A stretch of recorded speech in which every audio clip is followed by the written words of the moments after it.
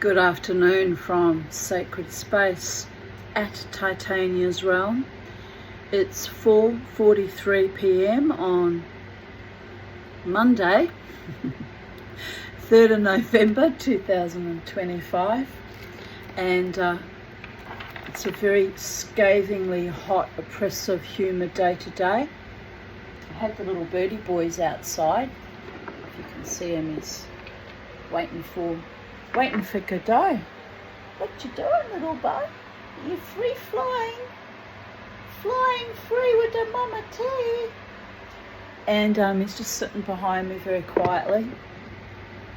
And yes, I had them outside from about 1:20 p.m. I've just brought them in because it looks like we're going to get storms, but there's no storms on the weather forecast, which is odd because all the signs point to storms. But anyway, I brought the birds in just to keep them safe, and it's late in the afternoon now anyway, so it's nearly their bedtime, isn't it, Bo and Clemmy? Birdie, no sleepy by time. Yes.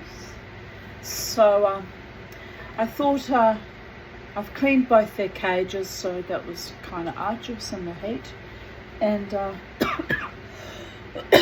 I thought I'd chill out and relax by reading my wonderful YouTube audience, likers, commenters, subscribers. My hair's buffy today, I washed it, but it's all buffy. Reading you 7 Types of Ambiguity by Elliot Perlman, carrying on with the story. So we're up to chapter 9 of part 4. Right, here we go, babies. There's no question that Joe is a salesman. It's a gift. I couldn't have done that, and that's why it wasn't absolutely impossible that, given half a chance, which meant, more particularly, given a telephone that could receive calls as well as make them, he might just have been able to change Shear's mind. Of course, Shear was no sweet-smelling, sad little Rubenesque assistant to a charlatan, but Joe had a knack for pitching a customised line just to get his foot in the door.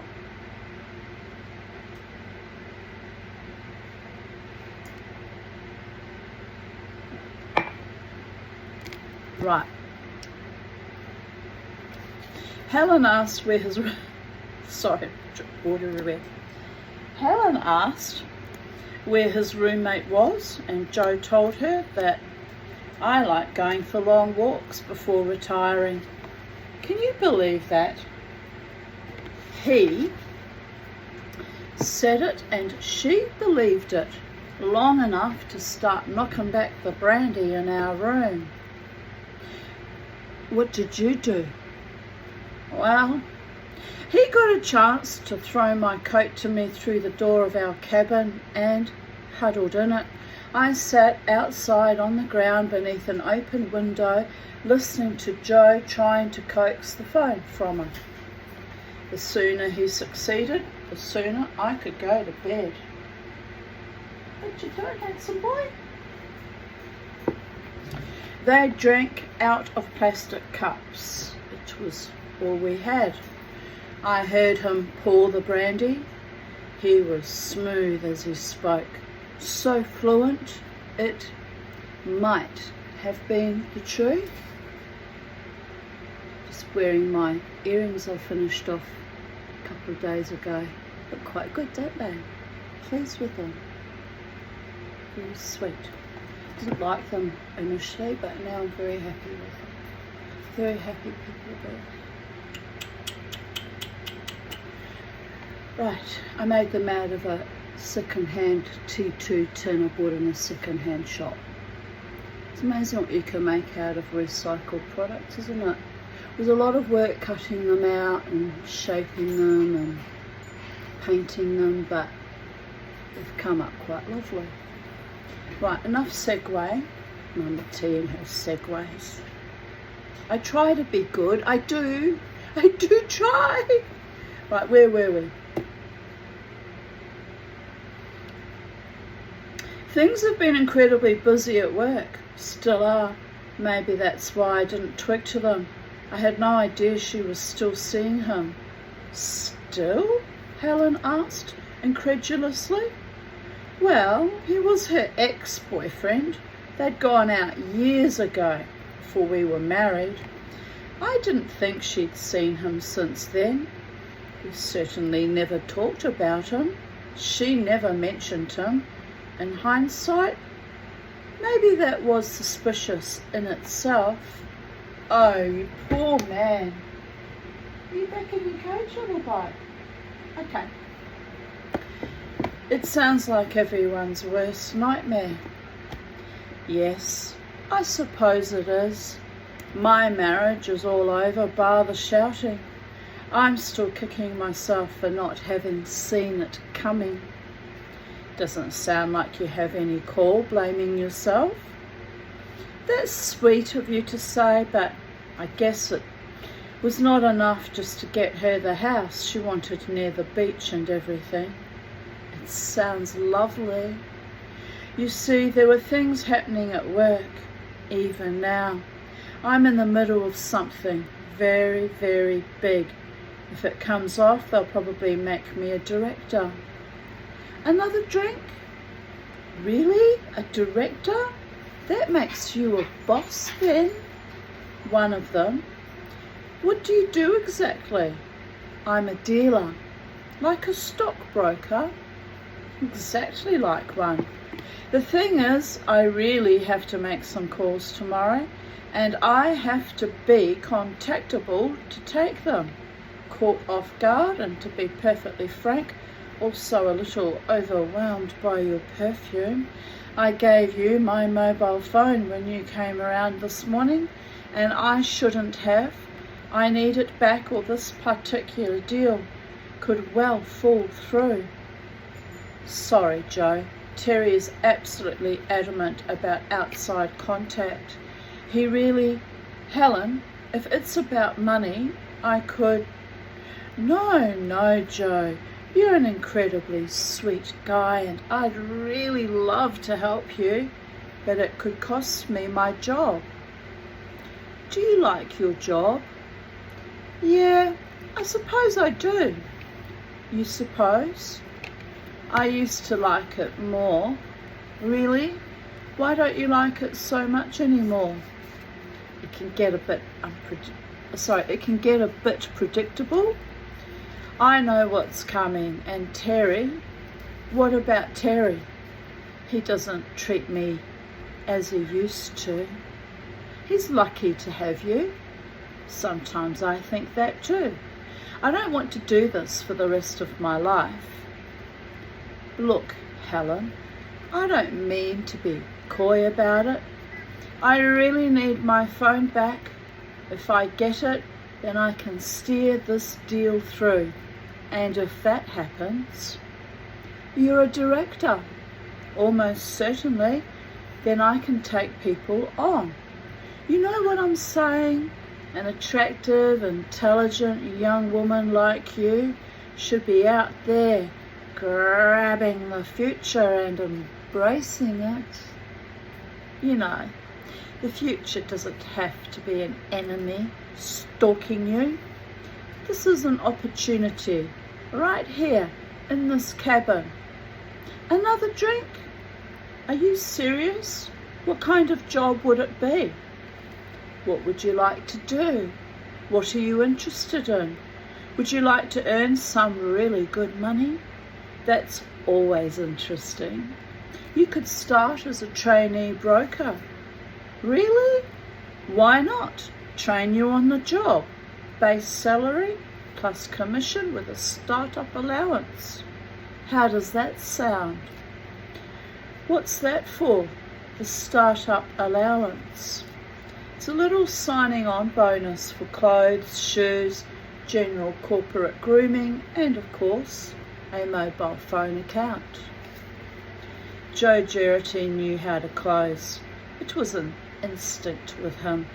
to know how to plant, tender, cultivate, and then harvest. She waited till everything was quiet, and then I heard her go to get Joe's phone. It was the absolutely perfect seduction. I ducked inside to tell him I heard the whole thing and to praise him for the delivery and for thinking so fast on his feet.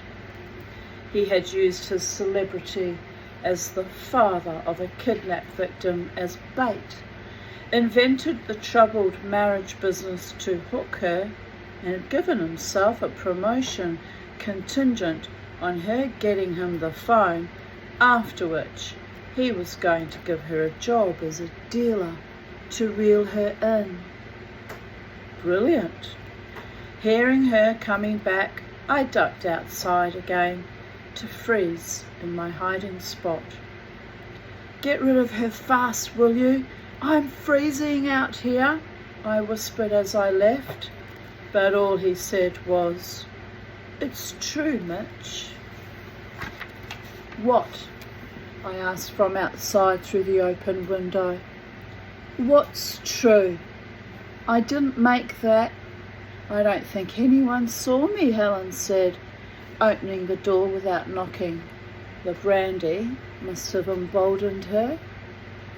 "You said Motorola, right? And there were only 3 of them." "I brought all 3, she laughed. Joe immediately shushed her, and it suddenly went very quiet. Neither of them was talking, and I couldn't hear anything at all. It took a moment before it dawned on me that the bastard was probably kissing her. Why in hell was he doing that? He had the phone. He didn't need anything more from her. Why couldn't he have just thanked her and promised to use it discreetly before simply saying good night? Perhaps he could have reiterated his promise to give her a job, anything polite, just to get her out of the room. After all, I was outside, freezing. Okay, so he kissed her as the first installment of her startup allowance. 1 kiss, something wrong exchanged for something wrong, and then out she goes. But no, the silence gave way to heavy breathing, and I was getting angry. He could have used me as an excuse to get her to go. Where on earth was I supposed to be walking to? Mongolia? He had forgotten about me. I didn't know what to do. It seemed to be taking forever, and I was getting angrier by the second and colder. I got up slowly and looked through the window. She had her top off and his hands were moving over her breasts like a milking machine in overdrive. Methodically, until he'd removed her bra. I couldn't believe it. And then he proceeded to rub his face between her breasts, furiously, manically. What did he think I was doing? He didn't care. He just kept fondling and kissing those huge breasts of hers like a man possessed. She was putting up no resistance either. In fact, she seemed to be similarly aroused, even though he was being quite rough with her. She ought to have been a little frightened. She didn't know this man at all. She had just stolen for him and risked her job for him. Now he was grabbing at her with all his strength. and she was letting him. Still standing, he pushed her hard up against the wall opposite the window I was looking through. People in other cabins could have heard her forearms slap against the wall to keep her head from crashing into it. He lifted her with one hand and she just let him. Then he started pumping her like an animal. He didn't care about the noise they were making or the 3 mobile phones lying uncovered on my bed. He was just going for it with the little fat girl for no damn reason at all, just because he could, and he had forgotten all about me. He was risking everything, and all I could do was watch it, this pointless, carnal, reckless risk-taking. Hell, it wasn't as though he didn't get any. What makes you say that, Dennis? He was always talking about it like a schoolboy, that and his car. It was like he never grew up. He apparently had this quasi-supermodel of a wife, and yet he still had to sleep around. It was he who first took me to a brothel, you know. My wife was screwing anything that moved. She'd already moved out on me once, and yet it was me who was shivering outside while he was gratuitously fucking the fat girl. What kind of justice is that? What did you do? I walked around to the front door, stepping as loudly as I could, and then I knocked on it. I knocked, I didn't tap or anything. It was too late to worry about the noise. He whispered loudly, "Just a minute," somewhat breathlessly, and then there was some more quiet whispering inside before he stuck his head out the front door and, still panting, said, "Give me a couple of minutes." "Fuck you." "Sorry, Mitch," he said, closing the door. He seemed to be assuring her that I was all right, that she had nothing to fear from me knowing some or all of what had gone on. I was his partner. I was his friend. I was cool. I was cold, tired and sickened by what I had seen. You know, Alex, you can have your suspicions about your friends and colleagues, about what animals they can be, how stupid and utterly irresponsible they can be. But when those suspicions are confirmed, even cynics can be disappointed. Were you disappointed? He said he was drunk. I didn't want to talk to him. We had to be up at 6 the next morning. I'd been up since 5 that morning. He held his mobile phone up in triumph like it was a trophy. The truth was, he wasn't going to get through to Sheer, and even if he did, we both knew that there was no good argument to keep Sheer from selling. I told him he was pathetic, and you know, he agreed. Really? Yes. What is it they say about alcohol? Lots of things.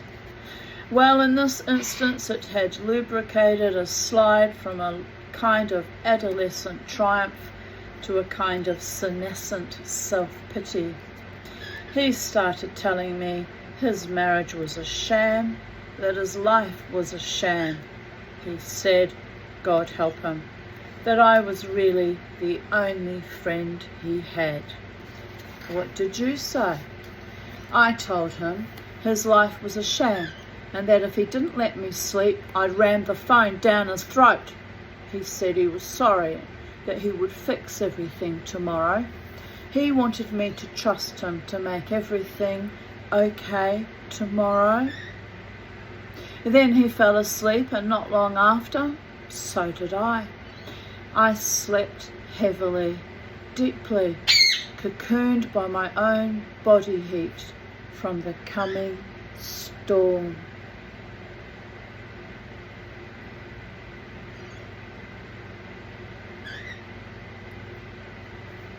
Chapter 10. At 6 the next morning came celebration, pounding over the public address system, the reveille of the asylum. We were all to assemble for a series of stretches and exercises, which included a 1.5 mile time trial. Running or jogging, whatever we were capable of, but Brabet was going to time it. People didn't know what to expect. It was still cold at 6:30 and barely light. Most of the group was standing around looking half asleep, bewildered, some still a little embarrassed from the last session of the previous evening. Pamela looked a little crazed. You know what I mean. She had an almost psychotic cheerfulness to her, greeting everyone like we all went way, way back, like we'd all graduated high school together and then served side by side in the trenches. She had snapped. You could see it in her eyes. At 6:30 in the morning, she had her little pocket-sized camera with her. It was taking shots of all of us. She kept this up all day. She was finished. Joe showed no signs of being hungover. In fact, he was buoyed by the night's conquests, which he saw as twofold. Helen, of course, and his mobile phone, which, before we left our cabin, he tossed from one hand to the other, hamming up Brabet's juggling lesson. He patted me on the back as we closed the door and made our way to meet the others. Sorry I kept you up, Mitch, but all you're going to remember when this day is over is that I'm the guy who got the phone back, got hold of Shear and made him fall in love with Health National all over again. He probably believed that. I didn't say anything. But I have to confess that when it came time to run the 1.5 miles, I found myself trying a lot harder than I would have expected. I used to run a lot at school. What do you mean you tried harder? I wanted to beat Joe. He worked out, and although I didn't, I was determined to beat him, or at least try to. Did you beat him? No, not a chance. He was fit. He stayed with me for a while, more or less jogging, telling me how he had it all worked out, how he couldn't call too early, it being a Sunday morning. Then he sped off. By the time I got back to the start, he had Helen hanging around him, so we were not able to talk, even had I wanted to. I tried to keep away from him as much as I could through the morning, but at the start of the noon session, he sidled up to me, looking pretty pleased with himself, and told me that he'd spoken to Mrs. Shear, who loved him and would do anything for him, and she had promised to have her husband call him back within half an hour. I was saved having to answer by Terry Brabet clapping his hands together, seal-like, to get everyone's attention for the next exercise. He had us all outside again for what he called a trust exercise. He tended to volunteer some pseudo-social scientific mumbo-jumbo before every session. He wasn't capable of telling you to go for a run without first delivering a vacuous homily or reminding you who he was, a personal consultant with a background in attitude change. Really, that's how he styled himself. The trust exercise, as he called it, was meant to demonstrate that, whatever the undertaking, if you had a united team backing you up, you had nothing to fear. Something trite like that. Something that people want to believe, and that what isn't true. There was a flagpole on the lawn outside the dining area. Braybet had arranged to have a vertically positioned extension ladder attached to it. The top of the ladder was about 12 or 13 feet off the ground. We were to take it in turns to climb up the ladder. Everybody had to take a turn at being what Braybet called the climber, and stand at the top facing the flagpole. The distance between the rung you were meant to put your feet on and the ground was about 10 feet. I was not the first climber. I was probably about the 10th. I might have been the last of the men. There were different signals you were meant to give at different stages of the exercise in a sort of Lord of the Flies ritual. Climber ascending, you were meant to call out as you went up the ladder. When you got to the highest or second highest rung, you were meant to grab hold of a rope that was tied to the top of the flagpole. Grabbing hold of the rope was a signal to the rest of the group below, whom Braybet had told to stand in 2 parallel lines facing the ladder. When they saw the climber take hold of the rope, they were to signal by calling, "Catches ready." When you heard their call, when your fear had been overwhelmed by a desire to get the whole thing over with, to show that you're as much a man as anyone else there, when your anger at the people beneath you, at the world, at the near certainty of your imminent unemployment had become the dominant reason for your shaking, when you had jettisoned even the most rudimentary laws of physics from your memory, you were to call out, "Climber falling," let go of the rope and fall backwards through the air into a sea of hands and arms, heterogeneous in height, musculature, rigidity, and owner concentration. "Climber falling," I called, just as I had been told to. Braybet was wrong about it being an exercise in trust. It was an exercise in a man's capacity to clear his mind, even if only momentarily, of all reason and judgment. And since people have been doing this every day since we could walk upright, when we drink and drive, when we choose our jobs, when we go to war, when we marry, it didn't need to be proved. We are the living proof. I am. It wasn't that I trusted Joe Geraghty so very much. I just had not expected that he would be fumbling for his mobile phone as I was falling. What are the chances of that?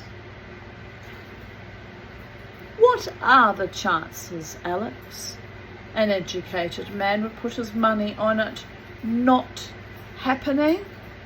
Dennis? Shut up, Alex. Of course I'm crying. You should hear me in the middle of the night. I howl like an infant, and no one comes in. No one turns the light on to see if I'm all right, because I'm not all right. That's the reason I started calling her. That's the real reason, if you want to know the truth of it. Dennis, I've told you, I don't care. You don't care about the truth? Yes, of course I care about whatever you say is the... Then shut up and let me finish. I haven't yet. This is what it was all for, Alex. Can't you see that? Wasting my time training to be unemployable as a physicist, getting a job with the biggest game in town, climbing one corporate ladder after another, conniving with people like Sid Graham and Joe Geraghty. It was all so that I could climb that last ladder, let go, and fall backwards. My father had never had to do that for a living. You said he was a painter. He would have had to climb ladders in his work. Yes, but nobody wanted him to fall. Nobody instructed him to fall backwards. There was no missive from head office ordering him to commit suicide. His eyes, the eyes I inherited, were never inflamed and swollen like mine are now from months of spontaneous crying. He didn't earn very much, never had a bumper year. He used to get a little hamper at Christmas from the company, ham, mince pies, mostly tinsel. We thought how lucky we were when he brought it home. How lucky he was to be able to look anyone in the eye. Anyone at all. Looking people in the eye. Why can't you look people in the eye? I don't understand, Dennis. Are you talking about morality? I can talk about morality if you want. I never could, but I can now. In the course of my job, I used to have drinks, lunch or dinner regularly with people, usually men, who said things, who threw away lines that would have had average people outside the industry gasping with disbelief. I courted them. One guy, he worked in emerging markets. What does that mean? Investments in the third world? He used to say that the best time to buy was when there was blood in the streets. That way you can get everything for half price. He used to tell me all about his trips to Thailand, Indonesia, Brazil, South Africa. He would fly in, get picked up at the airport in a bulletproof limousine, get escorted through the streets by members of the private militia so that he could inspect one or other natural resource. He'd be talking on his satellite phone to Sydney, London, New York, Singapore, all within the space of a car ride that took him past row after row of tin shanties, open sewers and muddy children who, he said, stared at the car the way rabbits stare in the night at the beaming light of a torch.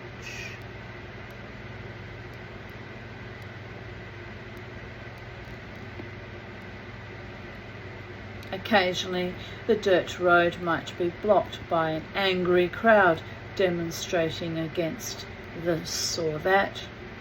The car would slow, and before he had a chance to inquire about what they wanted, 2 or 3 of the closest would be shot by the militia.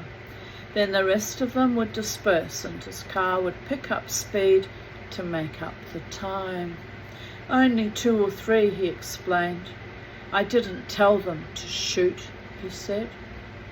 On his way back, he would pick up a couple of children and take them with him to his hotel.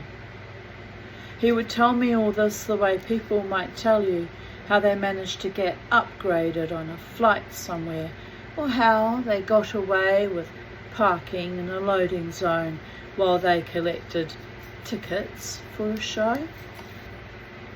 I had lunch with this man regularly. We used each other.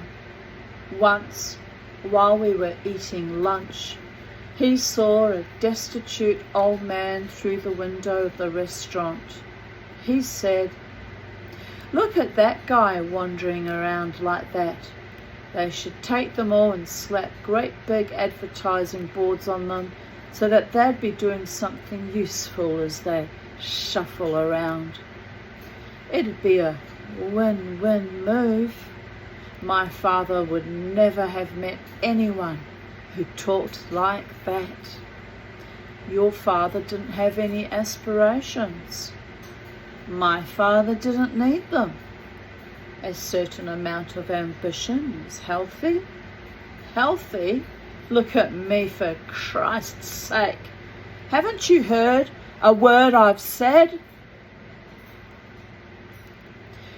Yes, I have, but I'm not clear who you're blaming for your present condition.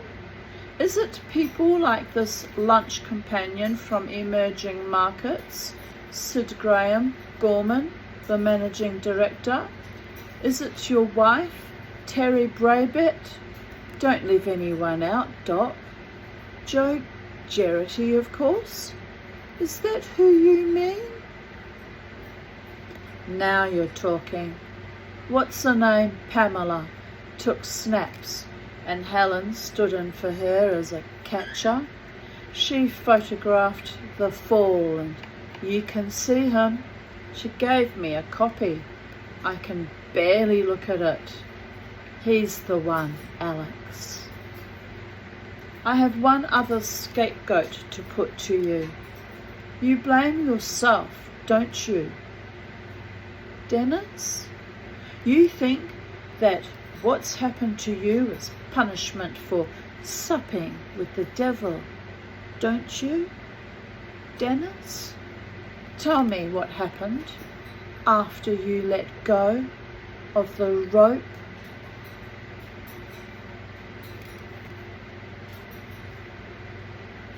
Chapter 11.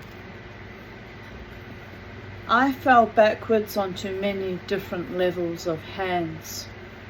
There were meant to be 19 people standing there waiting for me, 9 on my left, 9 on my right, and 1 in the middle to catch my head. 38 outstretched arms with their palms facing up. But Joe Geraghty, in all likelihood the strongest person there, was distracted. Had he been responsible for catching my head, I might be dead already instead of just wishing. Instead of just wishing you were dead? It was strange because at first I didn't feel. I wasn't in absolute agony or anything. I felt like I'd been punched in the back, like I'd received a huge punch square in the middle of my back from a heavy weight. I mentioned how it felt to Pamela, and I remember she told me to tell Braybett because he could help, and slightly dazed, I did. He didn't say anything. By then he was ushering us on to the next exercise, another one involving ropes. So you thought you might be hurt, but you continued anyway? Well, I was a little spaced out. The immediate pain of the impact was diminishing, and I just thought everyone had seen what had happened to me, and no one was acting like it was any big deal. They'd all done it by the end, even the most timid of them, and they all seemed all right. As I said, the immediate pain was diminishing. I suppose I was sort of in shock, and I just followed everyone else to the next exercise. By suspending 5 feet of rope 4 feet off the ground, Braybett had demarcated an area which he called jail. He divided us into 2 groups of 10, and it was the task, in turn, of each group to get all of its members out of jail without going under the rope or even touching it. By the time it was, oh dear God, look at me. I have to laugh. By the time it was my group's turn, my leg was starting to stiffen up. Dennis, I'm sorry, I have to interrupt you there. You said that at the moment that you were falling in the previous exercise, Joe Geraghty was playing with his phone. I think you said fumbling? Was he taking the call? Was he talking to Donald Shear? No, that's what I thought too. But when I asked him afterwards what the hell he was doing with the phone, he said he'd just turned it off to stop it from ringing while I was jumping, so that he would be there for me. Alex, he's full of shit. He'll say anything to avoid responsibility. But you would have heard the ring. Maybe, maybe not. My head was 15 feet off the ground and I was about to fall backwards. Maybe I did hear it and have forgotten. Forgotten hearing it? Sure, why not, after what happened to me? But Dennis, someone would have heard it. Braybat would have heard it and confiscated it. He would have rebuked Joe Geraghty, held up proceedings to make an example of him and to maybe find out how Joe got his phone back. You don't remember him doing any of that? I'd just fallen backwards more than 13 feet. But you weren't concussed and you didn't then know the extent of your injuries? Yeah, so? So you would have been aware of any fuss being made if Joe had been caught with his phone. Since you don't remember that, it probably didn't happen. Joe might have been telling the truth. Perhaps he did turn the phone off in order to be there to catch you, especially if Shear didn't call him back. Alex, he did. Shear did call. I don't know exactly when. Maybe it wasn't then, but it doesn't matter. The phone isn't important anymore. Joe couldn't talk Shear round. I knew, and even he knew, he wasn't going to manage it. Shear had nothing to lose by selling. By the time Joe told me about the call, I was in agony. I didn't care anymore. I was packing to leave a day early, but it was all over. My leg had got increasingly sore. I thought it was a hamstring. I was limping around the cabin when he tried to tell me what Shear had said. I didn't care anymore. I was furious with him. I was in agony and it was his fault and all he cared about was his job. I was swearing at him and he was telling me to rest the leg, to take a painkiller, telling me that we had to keep our heads. We had to keep cool if we were going to think of a way out of the mess. He's an unbelievable idiot. I drove home feeling every bump in the road, every loose twig, every atom of dislodged gravel. When I got home, it was already early evening and I could barely get out of the car. I couldn't walk properly.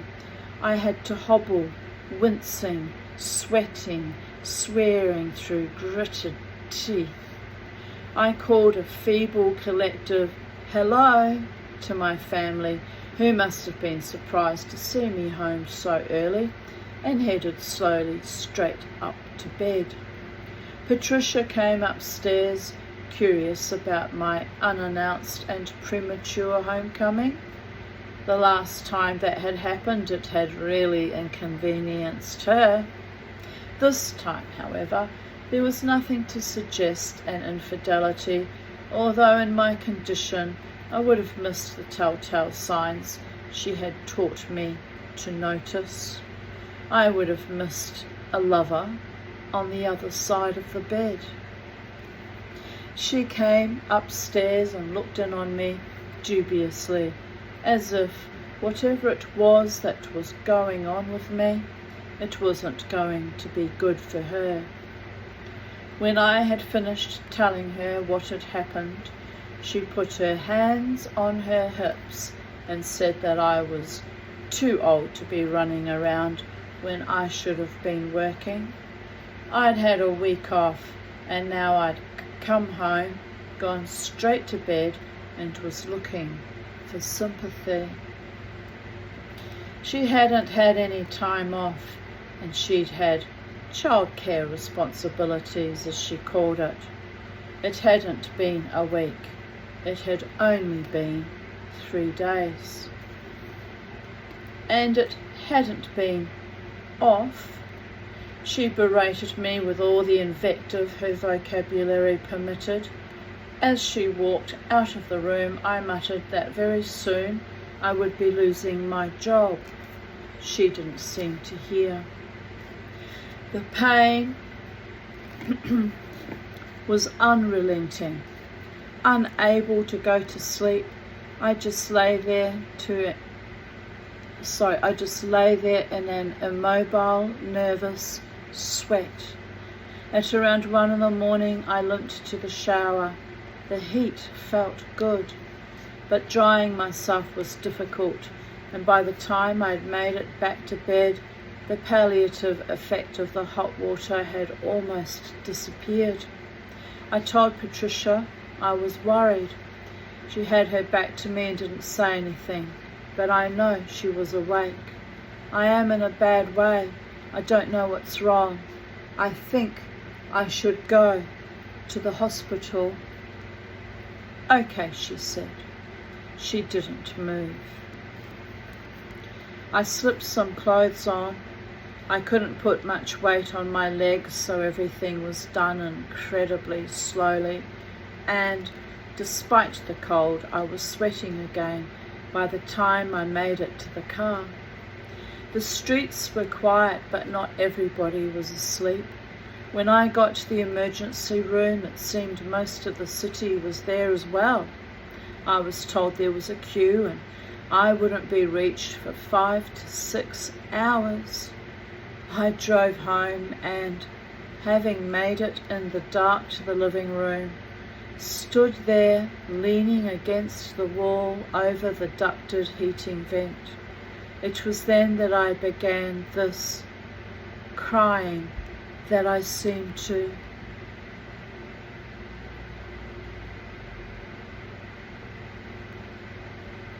At 8:30 the next morning, I drove to the local GP and told him what had happened and that I thought I'd torn a hamstring. He examined me somewhat perfunctorily and said he thought the problem was with my back, not my hamstring. He referred me to a physiotherapist down the road who, the GP assured me after phoning him, would see me immediately. Now, Alex, you have to bear in mind how much it hurt just to get to the door of the GP's room, let alone down the steps of his building to the car. By this time, the pain was constant. The physiotherapist watched the way I walked towards him and told me he wouldn't touch me without first seeing an X-ray. He thought my injury might be serious. I went somewhere else to be X-rayed, and eventually I was diagnosed with fractures of the lower vertebrae, L4, L5 and S1 to be precise. In addition, I had a prolapsed disc which was strangling a nerve to my left leg. I didn't spend another night in my bed for 3 months. When I wasn't in hospital, I slept downstairs in the living room, bent over a coffee table. The pain took control of my life. There were red-hot daggers piercing my back. I didn't eat or sleep for the 4 days that elapsed before I was given a shot of pethidine and admitted to hospital. Just going to turn the light on, people of Earth. Right. Are you back in your own cage, Kumi? No, you're not. It's birdie bedtime. You've got to go in your own cage, mister. I'll have to carry him in manually. My goodness. Right.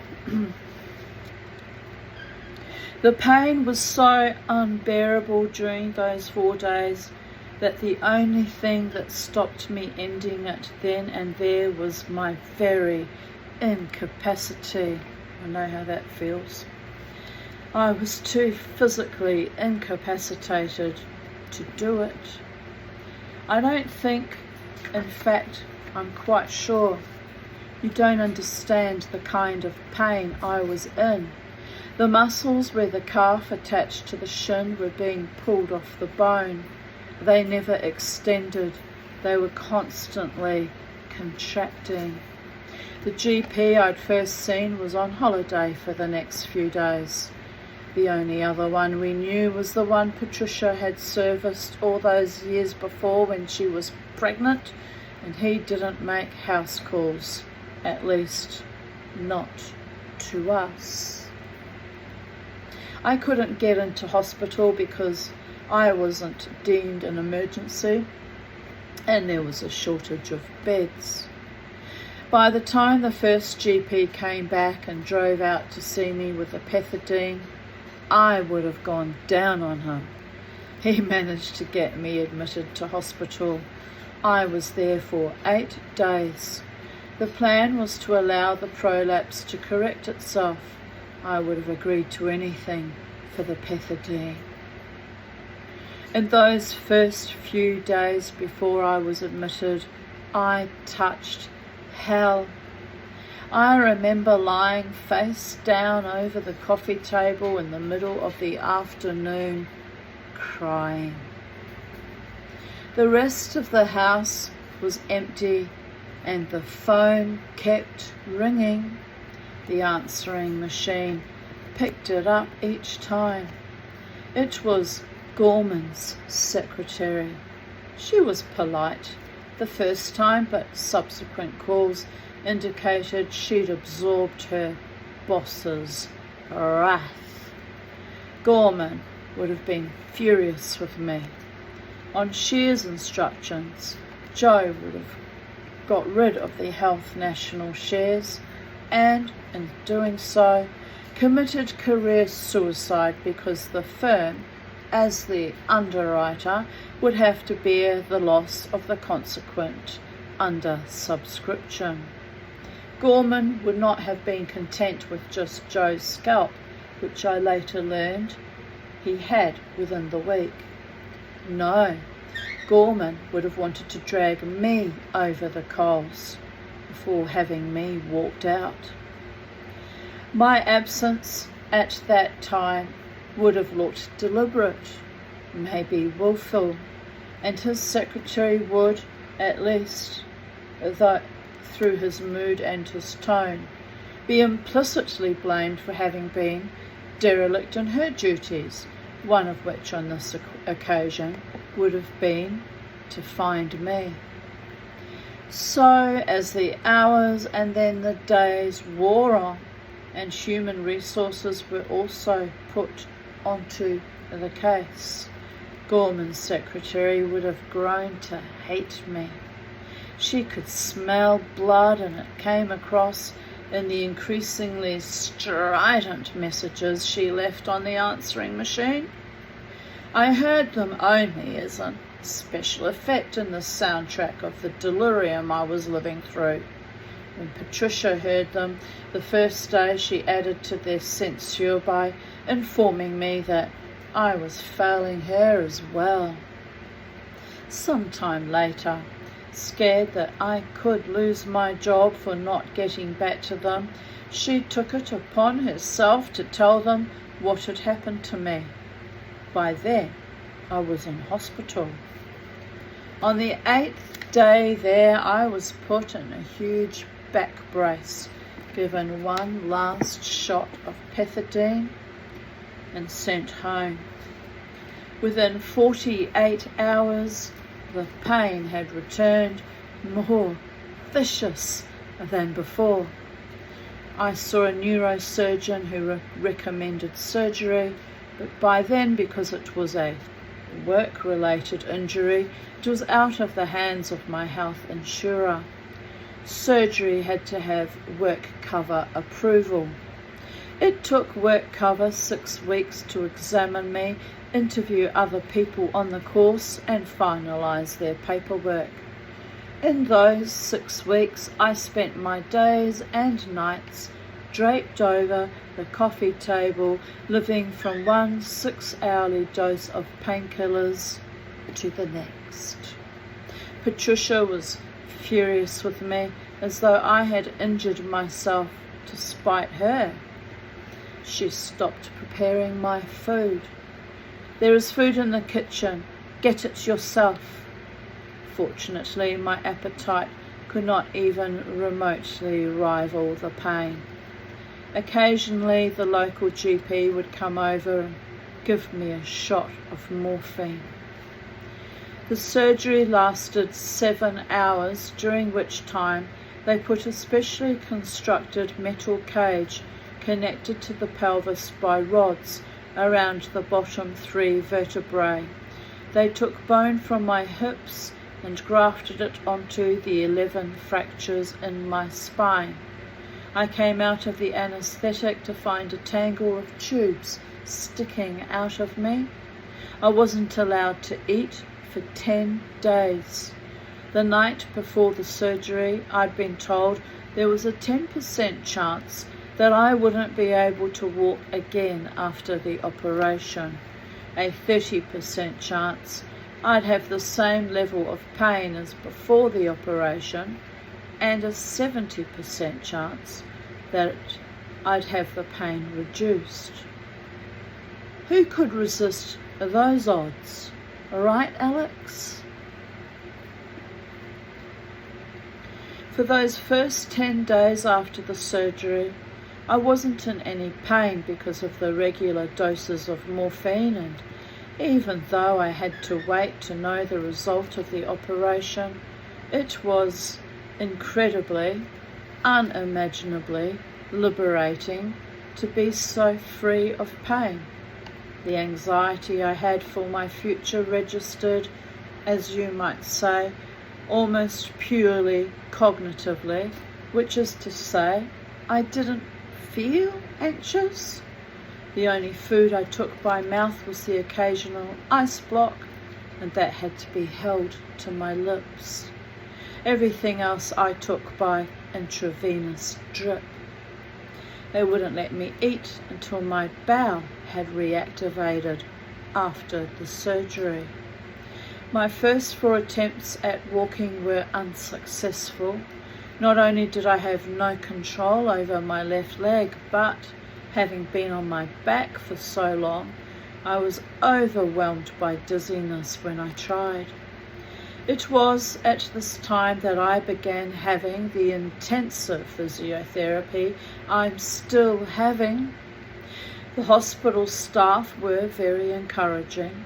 The idea was to try to stimulate the muscles through massage, lifting the leg, bending the knee, rotating the foot, moving the entirety of the leg. But I was getting muscle spasms in it. Every part of me wanted to go to sleep except my left leg, which just kept dancing, and no one could tell me when it would stop. I had lost 57 pounds. I was in there for 4 weeks, and it wasn't until the last 3 or 4 days that I realised I was going to be able to walk. That's when they took me off the morphine. Did anyone visit you? My parents came down from Mildura. Patricia brought James in once a week. Sundays, I think it was. Right, I'm gonna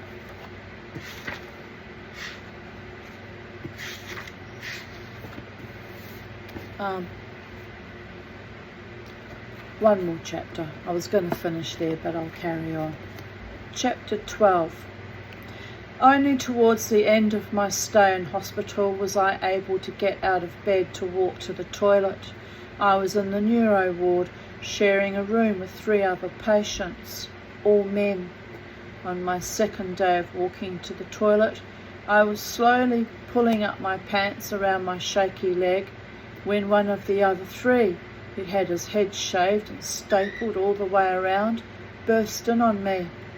He grabbed me and accused me of having sex with his wife, right then and there in the toilet.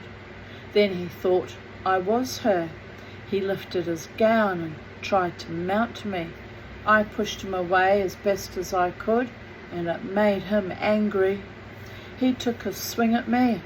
I just managed to duck. I had to hold on to him to keep him from hitting me and to keep from falling. He was still hard. I could feel him against me. I was in agony from the movement. The whole time I was calling out for a nurse. One of the other patients in the room pressed the buzzer, and 2 nurses came and got him off me. He did eventually recover enough to be remorseful about it. His wife must have heard about it because she was embarrassed too. It turns out they lived in Mildura. When visiting my parents recently, I looked him up. He's on the dole now and living in a flat on his own. His wife has gone. He's lost everything. Used to be a teacher.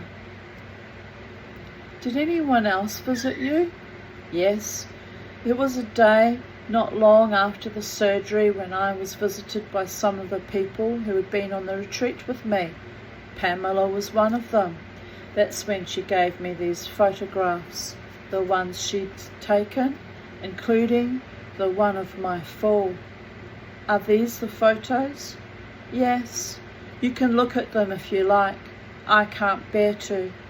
They even managed to drag Terry Brabett along. Can you believe that? Stoned as I was at the time, I couldn't believe it. He wouldn't actually come into the room, just stood in the doorway, raised his right hand in the air and tentatively said, "Hi." I should have said, "Look how far I've gone beyond my comfort zone." Then he slunk off somewhere. Couldn't look at me for too long. Did Joe Geraghty come? He did, but not with them. He did, and this I remember well. He came at night when no one was meant to be there. It was after visiting hours. The other 3 were asleep, and since I was always half asleep anyway, at first I thought I might be dreaming or hallucinating. He pulled up a chair so that he was sitting right next to me. When he leaned forward, he was level with my head, and I could smell his breath, heavy with alcohol. I pretended to be asleep, but that didn't stop his whispering. Mitch, Mitch, can you hear me? It's me. It's Joe, you poor bastard. What the hell has happened to you? I don't know if you can hear me. Mitch, I'm finished. Gorman had me walked out. Cher won't return my calls. I wish you were awake. I've got a lot of free time now, Mitch. My wife. Alex, he was practically crying. I couldn't believe it. He had the audacity to creep into my hospital room, half drunk, and cry for himself after all that had happened. After everything he'd done. Dennis, when was the last time you looked at these photos? I don't know. Pamela gave them to me in hospital. I looked at them then. I don't think I've looked at them since. That was the last time you looked at this photo? The one of you falling? Yes, I think so. Have a look at it now. No. I think you should. No. I think you should. Fuck you. Why should I? I know what happened. You know the consequences of what happened. For Christ's sake, Alex, what are you saying now? Dennis, you told me earlier that Braybet said that for each climber there was meant to be 9 people waiting on the left, 9 on the right, and 1 to catch the head. Yeah, so? Have a look at the photo. No. Have a look. There are 9 on the left, 9 on the right, and there's the 1 to catch your head. Is that Joe Geraghty on the left? Fuck you. That's him, isn't it? His hands aren't in his pockets. He's not playing with a phone. His hands are waiting to catch. He was doing what he was told, wasn't he? What sort of bullshit is this? What I'm saying is that everyone did as they were told, including you. Joe was there to catch you. He let you down only to the same extent you yourself did. You're a physicist, Dennis. You should have known better than anyone that the whole exercise was flawed in its design, that it was inherently dangerous. Even with everyone doing as they were told, it was incredibly likely someone was going to get hurt. Look at the outstretched arms, Dennis. Look at them waiting to catch you, all at different heights, different degrees of rigidity. You are a man 5 foot 10 inches tall, weighing about 160 pounds, and you voluntarily fell backwards from an average height of 13 feet just because a man whom you had already deemed to be a charlatan had told you to, and because everybody else had done it. A bit like the COVID vaccines, isn't it? Herd mentality. Dear Goddess. Dear Goddess. Just 1 or 2 arms giving way would have been enough. No wonder it felt like you'd been punched in the back. You don't need a PhD in physics to know how dangerous that was, but you had one and you did it anyway. Go ahead and cry. Shut up. Shut the fuck up. Swear at me, Dennis. Blame Joe Geraghty. I rattle when I move. It feels like there's a fucking Meccano set in my back. I can imagine how you feel. If it weren't for 3 sessions of physiotherapy a week, I wouldn't be able to walk at all. Do you know how many attempts it takes to get my legs into pants? I have a method for putting my socks on. I throw the sock on the ground and with my right toe pinning the sock to the floor, I basically grab hold of my left leg and push it into the sock. I had a rehabilitation specialist come to my house to teach me how to put my socks on, but she's not there when I fall over. They're the worst times, especially when I'm alone. That's when I scream. That's when I throw things.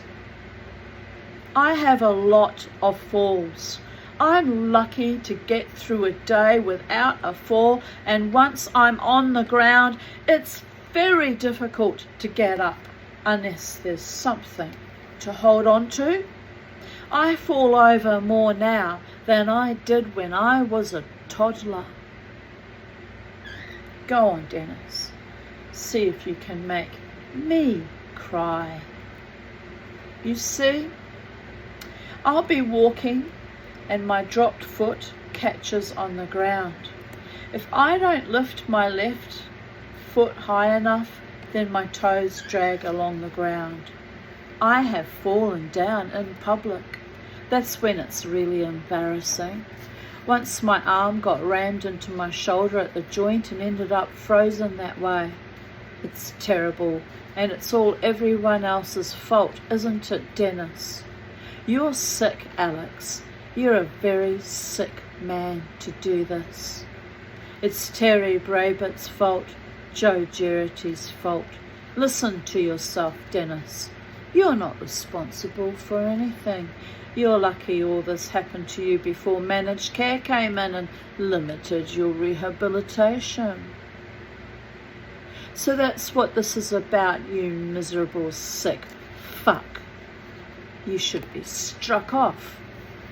But I know my physics, don't I? Keep going, Dennis. I'm still not crying.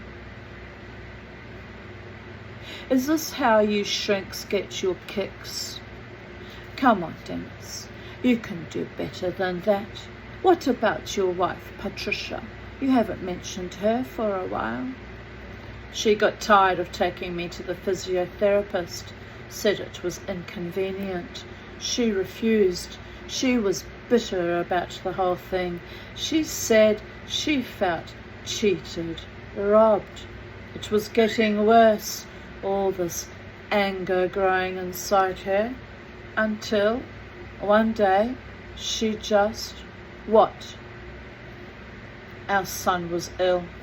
She'd had to pick him up from school early, and just as they'd pulled up in the driveway, he'd vomited in the car. I was slumped over the coffee table in the living room. I heard her scream as she opened the car door. She stormed in the front door, calling for the cleaning lady, who had been to clean that day but had already left. I suppose Patricia had wanted her to clean the upholstery in the car. I don't know. But after calling her name a few times, she must have realised that the woman had gone.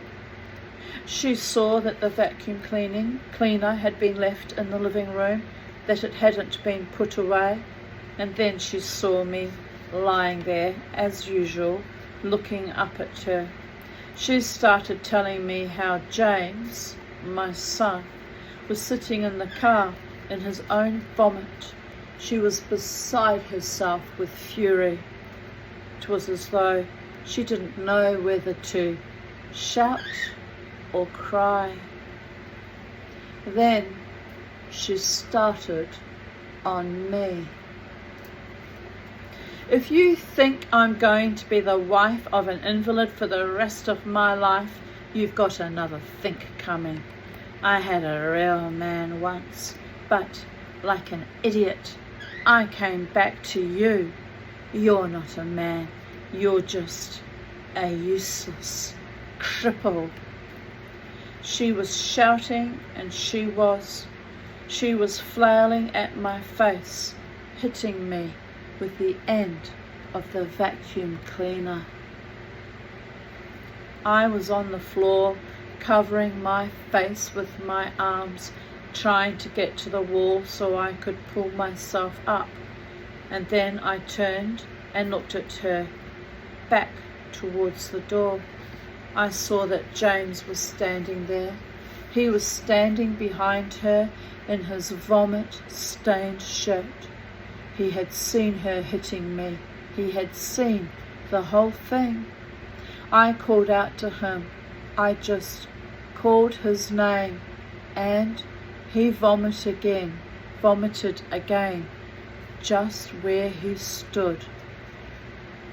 That's more or less how my marriage ended. Poor little boy. Awful. You know, no, I won't mention it, but I went through a similar experience with my teenage daughters. Very cruel to me they were when I was sick and vulnerable.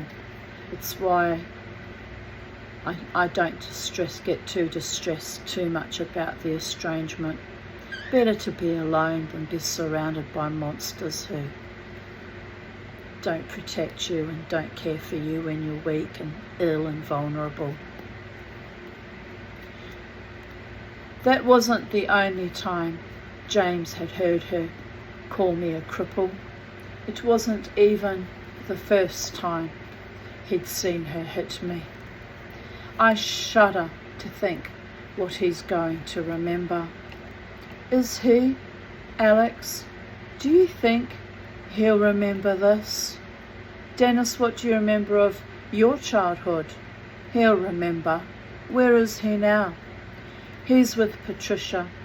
She said, unless I let her take him with her to Germany, she's going to hang me out to dry.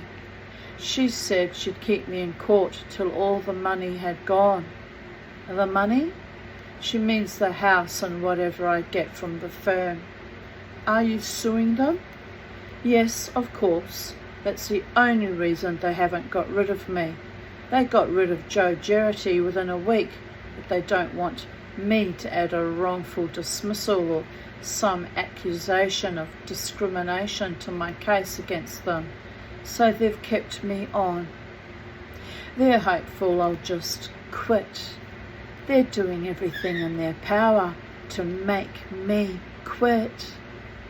What are they doing? Everything. They've demoted me. I'm not working as an analyst. The head of human resources has an assistant. I assist that person. The assistant? I assist the assistant.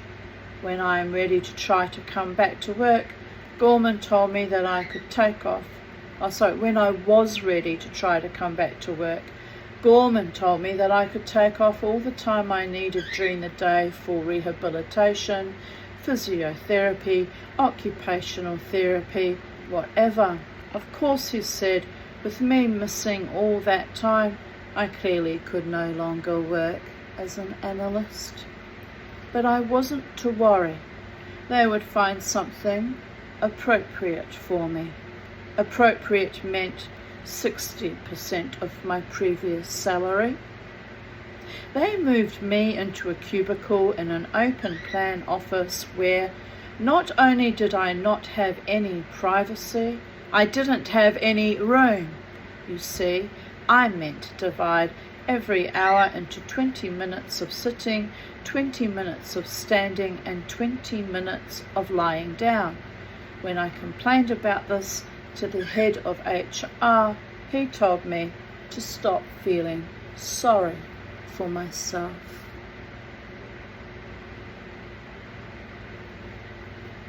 People walk past me.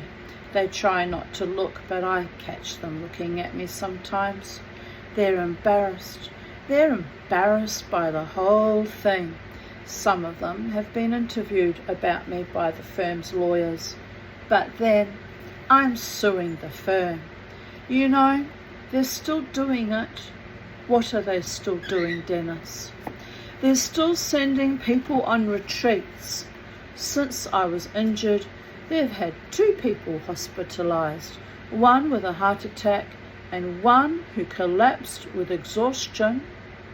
I don't really have any work to do there, but they won't get rid of me until the case is over. It must be unpleasant for you, the reduced circumstances, the lack of work. Why do you go in there? What do you think? I need the money. Did you think I needed the humiliation? What part of what has happened to you humiliates you? Only a psychiatrist could listen to everything I've been saying and ask a question like that. It's a vocation. There's no question about it. You sit there, session after session, writing notes in your book. Jesus Christ. I'll quit there. We're up to now chapter 13. So it was 9 to 12 I read. And I'll be back, no doubt, tomorrow to continue on with the story. Have a wonderful evening wherever you are on planet Earth.